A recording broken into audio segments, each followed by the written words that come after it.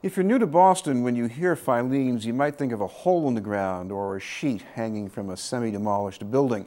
But in its prime, the Filene's block was the nucleus of a bustling retail center and a trendsetter in retail as well. Our guest has come out with a book of the history with plenty of archival photos as part of the Images of America series put out by Arcadia Publishing.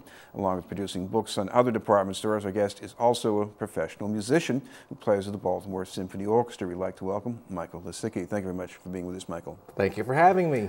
You're a connoisseur of these stores. What is it about Filene's that's special? Well, I really do have this passion for these old stores, these old department stores, because I felt that they really help define our communities. And maybe Filene's, I went to school here at Boston, New England Conservatory. Filene's, maybe it wasn't the most passionate store or the most passion I have, but these photos that I found in the Boston Public Library are tremendous and really tell a wonderful story of a very important institution, retail institution, not just in Boston, but also this entire country. Well, talk about the beginnings of the store, because it didn't just land on the block it fully grown. There was something that happened before that. Well, what I love when I research these stores is how the history is very incomplete, and it's not the same from researcher to store historian and family members. The store basically, in 1849, William Filene opened up a tailor shop, had this first retail shop in 1951, then went out basically to Lynn, Massachusetts, and before he went was a wholesaler in New York. I mean, he was all over the place until he finally made it to Washington Street. And it was not until 1912 did he really want to build that monument, that emporium that you at least see structurally today, 1912, with that Daniel Burnham building, which is a quite beautiful building. Well, people also remember Filene's as a kind of a divided store. You have the upstairs and the downstairs. Start with one of those. Well, when I first was approached to write this book, they said, we want you to write a book about Filene's. And it's just like, well, what do you mean by Filene's? People say, I bought this shirt at Filene's. Do you mean Filene's? Do you mean Filene's basement? The photos in this book are basically from the Filene's upstairs store. Downstairs was a whole separate business, whole separate operation. One brother, Edward, really championed that business. Upstairs, it was fashion, it was theater, and it was just ready to wear. That's what made Filene's special. It was one of the first stores in this country that really promoted ready to wear. And yeah, as you said, it's a whole different store. Two stores in one building. Now, this is something that if you grew up with it, you take it for granted, you think it's normal, but it wasn't so normal the way it started. The upstairs, the display of merchandise is sort of almost a Disneyland effect on people. Well, yes. I mean, you had a rooftop zoo. In 1954, you had Elsie the cow in the window. I mean, that was a part of bringing people in, bringing them to downtown, and just entertaining them. This wasn't about shopping. This was a social time and an entertainment time, and that's what these stores pretty much provided. Unless you wanted to go downstairs to the basement and just kind of yank and pull at all the different merchandise and try to see if you can get it in the right timeline. Well, part of what went on there beyond just getting stuff, there was one photo in this collection, I think, that shows somebody giving a presentation. It looks almost like somebody on a runway at a fashion show. Oh, that's Gloria Swanson.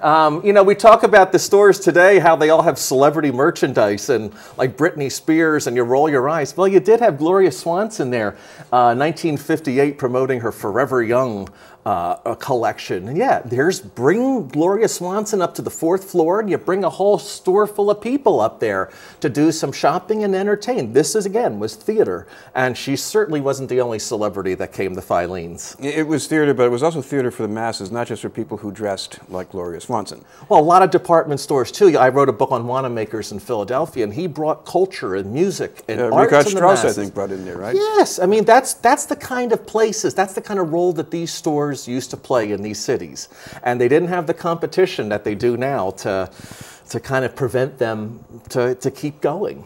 Talk about the basement a little bit, because after Gloria Swanson, this is like going down into steerage on an ocean liner, heading for Ellis Island maybe, because it's not scenic. No, it's not, and it wasn't supposed to be scenic. Actually, 1908 is when it first came to be, in December, when they decided to try an overflow basement, just get some excess merchandise and see what happens, and it was tremendous.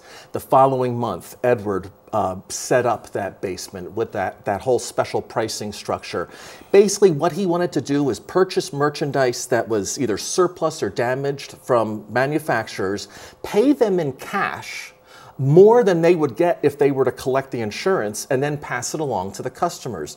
They said it took around 10 years for it to become profitable, but because it had the Filene stamp of quality that for the customers, it became just a big hunting ground that we all knew today. I never knew when I was writing the text of this book that Filene's Basement was really going to be ending its chapter. I was doing rewrite after rewrite because it was all coming to be last fall.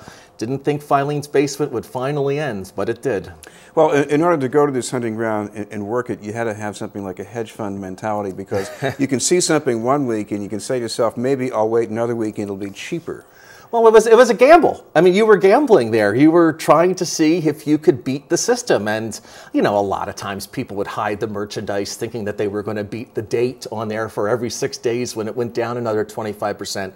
They were pretty much on top of it. They knew where that merchandise was. It was gambling. If you wanted the merchandise now, pay for it now. If you wanted to hold out and take a chance, that was part of the fun of it.